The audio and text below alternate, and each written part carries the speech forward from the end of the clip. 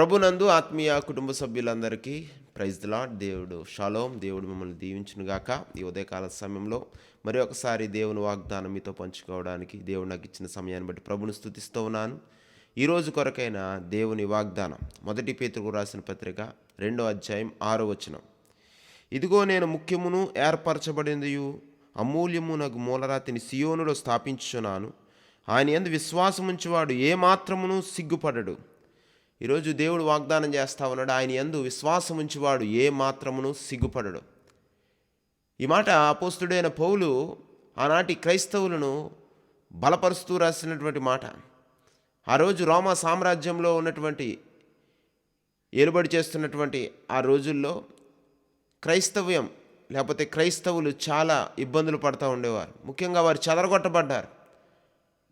వారు ఉన్న స్థలము, వారి దేశమును విడిచి ఆయా ప్రాంతాలకు వలస వెళ్ళిపోయారు. దేశం కాని దేశంలో ఎరుగని ప్రజల మధ్య ఎన్నో హింసలు పడుతూ మరి తమకంటూ ఏమీ లేక మరి ఎంతో ఇబ్బందులకు గురయ్యారు. అటువంటి సమయంలో వారు ఎన్నో నిందలకు అవమానాలకు కూడా గురయ్యారు. మీరు మా దేశం కాదు, మీరు మా జాతి వారు కాదు, ఇక్కడికి ఎందుకు వచ్చారు అని తక్కువగా చూడడం, ఉద్యోగాలకని వెళ్తే నిరాకరణకు గురవడం, ఇటువంటివన్నీ కూడా వారు అనుభవిస్తూ దేవుని ప్రేమలో ప్రార్థనలో సాగిపోతున్నప్పుడు దేవుడు అపోస్తుడైన పేతురు గారి ద్వారా ఈ మాటలను వాళ్ళు బలపరుస్తూ ఈ మాటలను రాయిస్తాడు. ఆయన ఏంటంటే, ఆయన యందు విశ్వాసం ఉంచువాడు ఎన్నడూ సిగ్గుపడడు. ఈరోజు ప్రియులారా, దేవుని యందు నువ్వు విశ్వాసం ఉంచుతున్నావా? నువ్వు సిగ్గుపడనక్కర్లేదు. దేవుడు నీ నిందకు ప్రతిగా ఘనతనిస్తాడు. ఎక్కడైతే నువ్వు రిజెక్ట్ చేయబడ్డావో అక్కడే దేవుడు నిన్ను ఘనపరిచే బిడ్డగా దేవుడు నిన్ను ఉంచబోతూ ఉన్నాడని దేవుడు మాట్లాడుతూ ఉన్నాడు. ఈ రోజున అనేక పరిస్థితుల్లో నువ్వు కూడా తృణీకరణకు గురవుతూ ఉండొచ్చు. ఈ ఉద్యోగం అప్లై చేసుకుంటున్నావు, కానీ ఆ ఉద్యోగం నీకు రావడంలో నువ్వు తృణీకరించబడుతూ ఉండొచ్చు.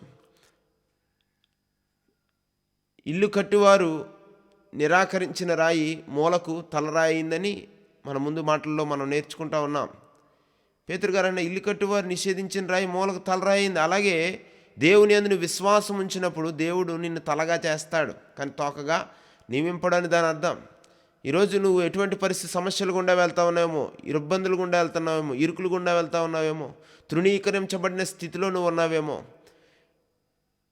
తక్కువగా చూడబడుతున్న స్థితిలో నువ్వు ఉన్నావేమో. దేవుడు వాగ్దానం చేస్తూ ఉన్నాడు, దేవుని యందు విశ్వాసం ఉంచువాడు ఎన్నడూ కూడా సిగ్గుపడడు. యోసేపు అన్నల చేత తృణీకరించబడ్డాడు, కానీ ఐగుప్తు దేశానికి ప్రధానమంత్రి కాలేదా? గిద్యోను అందరూ తృణీకరించారు. ఆయన మహాభయస్థుడు, గోధుమలు దొల్లగొట్టుకుంటూ ఉన్నాడు దాక్కుని. మరి అటువంటి గిద్యోన్ని దేవుడు మరి పరాక్రమమైన బలాఢ్యుడా అని పిలవలేదా? ఏదైతే ఈ లోకంలో తృణీకరించబడింది దేవుడు దాన్నే వాడుకుంటూ ఉన్నాడు. యెషయాకి 8 మంది కుమారులు, కానీ 7గురిని చూపించి దావీదును పక్కన పెట్టేశాడు. ఎందుకంటే దావీదు గొర్రెల కాపరి, అతడు ఎవరికి ఉపయోగం లేదు అని తృణీకరించబడిన రాయిగా చూశాడు యెషయా. మరి అటువంటి దావీదు ఇశ్రాయేలుకి రాజుగా ఎన్నుకోబడలేదా? ఎందుకంటే ప్రియులారా, తృణీకారము నీ ఆఖరి అవకాశం కాదు. ఎక్కడైతే నువ్వు తృణీకారం ఎదుర్కొన్నావో అక్కడ దేవుడు నేను ఘనపరచాలని ఆశపడతా ఉన్నాడు.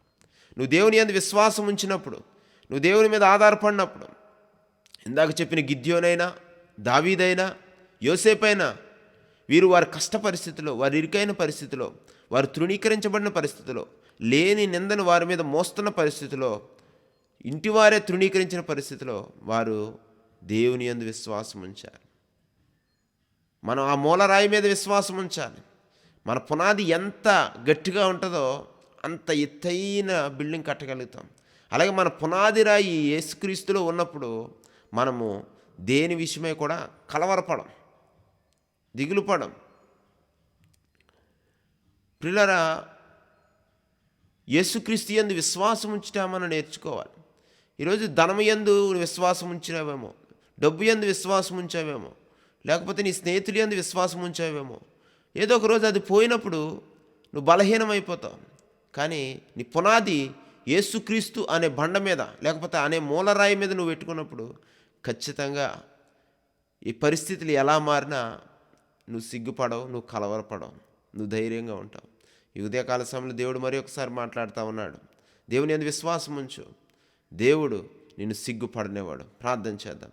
నమ్మకమైన దేవా, కృప కలిగిన మా యేసు స్వామి, ఈ ఉదయకాల సమయంలో ఎవరైతేనైనా తండ్రి వాగ్దానం వింటూ ప్రభా, తండ్రి మాటలు ధ్యానం చేస్తా ఉన్నారో ప్రభా, నువ్వు వాక్యం చేసావు ప్రభా, నువ్వు వాగ్దానం చేసావు ప్రభా, విశ్వసించువాడు ఏమాత్రము సిగ్గుపడని ప్రభా. నీవు ఇచ్చిన వాగ్దానమును బట్టి అయ్యా తండ్రి, ఇంకో బిడ్డల్ని యందు ఉంచిన విశ్వాసమును బట్టి నీ కృప ద్వారా అయ్యా తండ్రి బిడ్డల జీవితాల్లో కార్యించండి. ఈరోజైతే ఏదైతే ప్రభా అయ్యా వారి జీవితంలో సిగ్గు తీసుకొచ్చేదిగా, అవమానం తీసుకొచ్చేదిగా నిరాకరించబడిన స్థితి ఉందో ప్రభా, యేసు నామములో అయ్యా ఎక్కడైతే తృణీకరించబడ్డారో, ఎక్కడైతే ఆయన నిందించబడ్డారో దానికి ప్రతిగా నేను పూదండను, సన్మానాన్ని, ఘనతను ఉంచిన దేవుడు ప్రభా, మా ప్రతి సమస్య సాక్ష్యంగా మార్చగలిగే దేవుడు ప్రభా. ఈ ఉదయకాల సమయంలో ఈ వాగ్దానం బిడ్డలు వింటుండగా ప్రభా, నీ బలమైన శక్తి, ఆత్మాభిషేకం బిడ్డలు తాకి బలపరచునుగాక. ఆమేన్. ఆమె యేసు రక్తమే జయం, సిలువ రక్తమే జయం, యేసు నామమున సంపూర్ణ విజయం, అపవాది క్రియలకు అనంత వినాశనం కలుగునుగాక.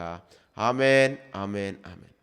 అందరికీ వందనాలండి. మరి ఒకసారి రేపు మరలా కలుసుకుందాం. అంతవరకు వందనాలు. దేవుడు మిమ్మల్ని దీవించునుగాక.